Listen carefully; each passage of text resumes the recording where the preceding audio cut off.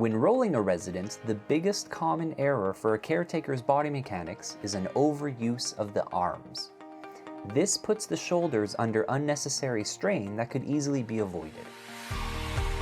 To set up, stand with a staggered stance with one foot in front of the other, or with one knee on top of the bed. Position one hand underneath the resident's hip bone and the other hand below the resident's shoulder blade. Use a wide side grip. Lastly, keep your elbows locked in from the waist up with a neutral back position and your elbows by your sides. The motion happens by making your legs go from a bent position to a straight position and driving forward with your hips. You'll notice that if it is done correctly, the caretaker's head will end up over top of the resident. Ending in that position is the only way to ensure that arms are not overused. Your arms should remain bent the entire time.